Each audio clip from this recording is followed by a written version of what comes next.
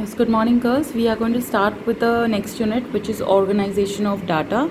This is the next chapter that we are going to start. In many books, it could be in the fourth chapter. In some books, it's the third chapter. So there's no need to be confused. Okay, you do whatever I have done with you, and whatever notes I have sent you. Okay, that is according to the syllabus, right? Now we are going to begin with organization of data, right? We are studying statistics in a singular sense, and we said statistics is a process of collection, organization, presentation, of data. So we've already done with the collection of data. We have done that how data can be primary data or it can be secondary data. Then we've done the methods of collecting primary data. We have also done that if you are collecting primary data, it could be by census method or by sampling method. All that we have done. Now we have collected the information. The next step is how to organize data. What is organization means? It means arrangement of data so that it helps in comparison, right? That's why we organize data, right?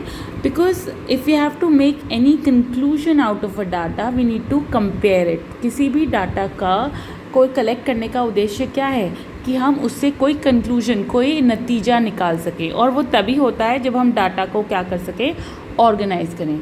तो इस step में हम data को arrange करेंगे, उसको classify करेंगे, edit करते हैं. All this comes under organisation of data. और जो भी डाटा हमें नहीं चाहिए उसको हम डिलीट भी कर देते हैं. All that is included in the organization of data, right? Now a very important step in the organization of data is the classification of data. ठीक है, क्लासीफाई का क्या मतलब होता है? क्लासेस में डिवाइड करना. ठीक है, और क्लासेस क्या है? It is the arrangement of data according to their common features और कॉमन क्लासेस. ठीक है, तो जैसे मेरे पास जो डाटा है, मैं बच्चों का डाटा है, तो मैं उनको डिवाइड कर सकती हूँ on the basis of the marks कि ये इंटेलिजेंट हैं या अबव एवरेज हैं या एवरेज हैं या बिलो एवरेज हैं, है ना. मैं बच्चों को डिवाइड कर सकती हूँ on the basis of their family income. मैं पॉपुलेशन को डिवाइड कर सकती हूँ फैमिली इनकम में, जैसे कि middle income, higher income and lower income, right. So all that will come under classification, right. Then we have various ways of classifying data.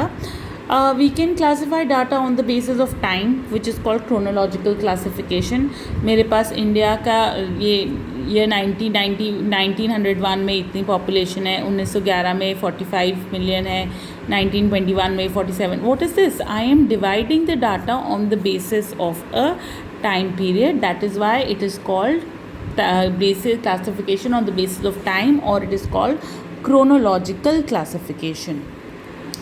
We can also have a spatial series. That means we are classifying data on the basis of a geographical location. ठीक है, जैसे कि मैं state wise population को divide कर सकती हूँ, या स्टेट वाइज देख सकती हूँ how many people are below और अबव पॉवर्टी लाइन. ठीक है, तो वो स्पेशल क्लासिफिकेशन हो जाती है. I can also do a qualitative classification where an I am dividing the population on the basis of an attribute, right. ये attribute क्या है? एट्रीब्यूट मैंने आपको पहले भी बताया था, ये वो फीचर होता है, वो कैरेक्टरिस्टिक होता है जो हर एक इंडिविजुअल टू इंडिविजुअल वेरी तो करता है, पर जिसको हम एक नंबर या एक क्वांटिटी नहीं दे सकते. जैसे कि मैं अपने पॉपुलेशन को डिवाइड कर सकती हूँ मेल्स और फीमेल्स में. मेल्स को फिर से एजुकेटेड, अनएजुकेटेड, या फिर स्किल्ड, अनस्किल्ड, या फिर एम्प्लॉयड, अनएम्प्लॉयड में डिवाइड कर सकती हूँ. Such a kind of classification is called a classification on the basis of an attribute, or it is called the qualitative classification, right. We can also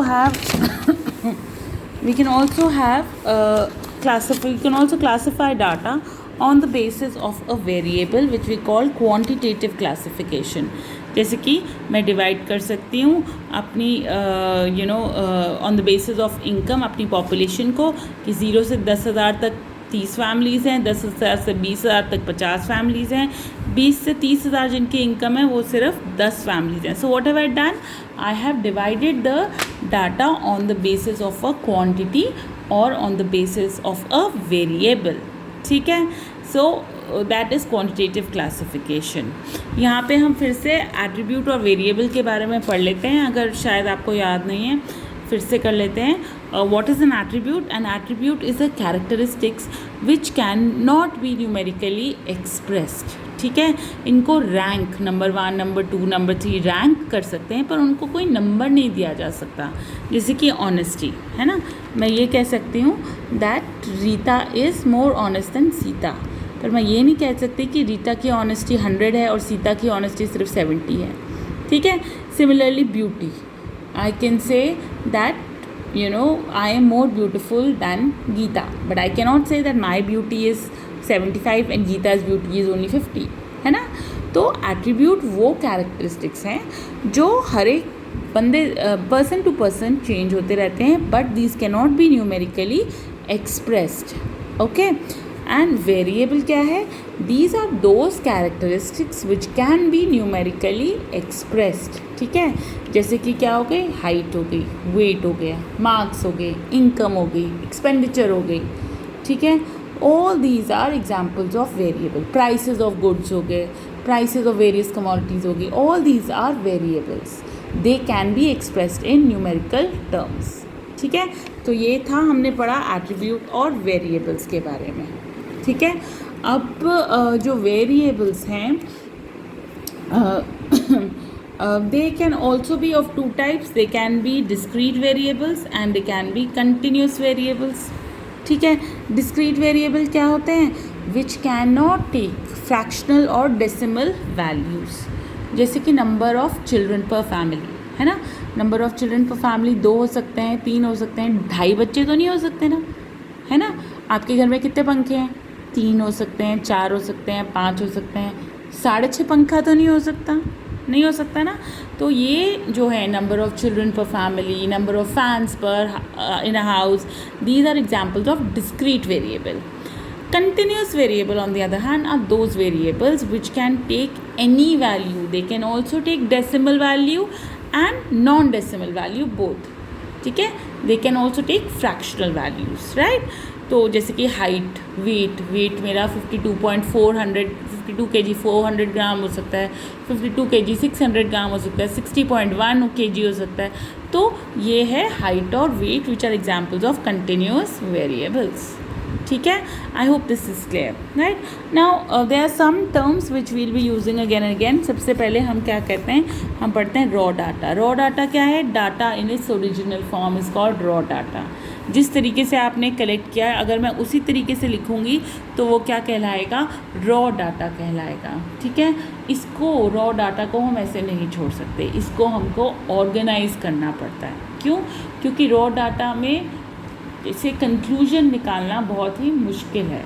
so to make meaningful comparisons, to make conclusions, we have to organise the raw data. Right.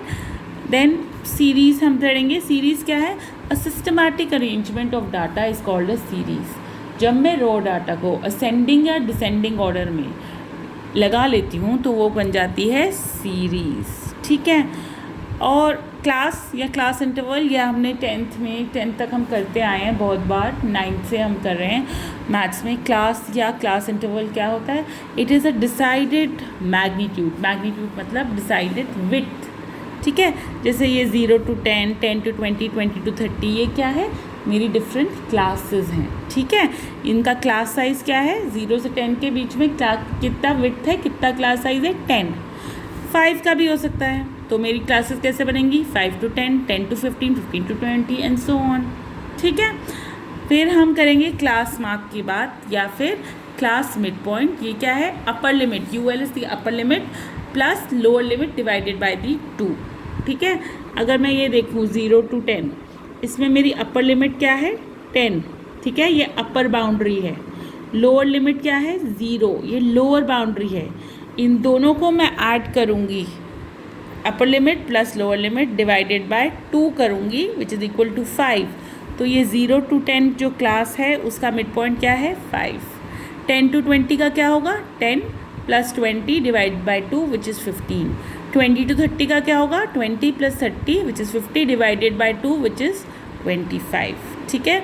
तो इस तरीके से हम class mid point भी निकाल सकते हैं. ये सारी टर्म्स आपको पता होना चाहिए कि लोअर लिमिट क्या है, अपर लिमिट क्या है, सीरीज़ क्या होता है. ठीक है, ये सब हमें पता होना चाहिए। ठीक है, क्यों? क्योंकि हम करेंगे series on the basis of its construction. ठीक है, series on the basis of construction can be individual series or it can be frequency distribution। ठीक है, फ्रीक्वेंसी डिस्ट्रीब्यूशन क्या है? दो तरीके की होती हैं, डिस्क्रीट सीरीज़ जो कि डिस्क्रीट वेरिएबल्स की बनती हैं, और डिस्क्रीट वेरिएबल्स क्या है मैंने आपको बताया, जो कि फ्रैक्शनल या डेसिमल वैल्यूज़ नहीं ले सकते। और कंटिन्यूस सीरीज इसके लिए होती है, कंटिन्यूस वेरिएबल्स के लिए बना सकते हैं हम। ठीक है, ये डेसिमल वैल्यूज़ भी ले सकते हैं, फ्रैक्शनल वैल्यूज़ भी ले सकते हैं। ठीक है, next we will do the construction of the series.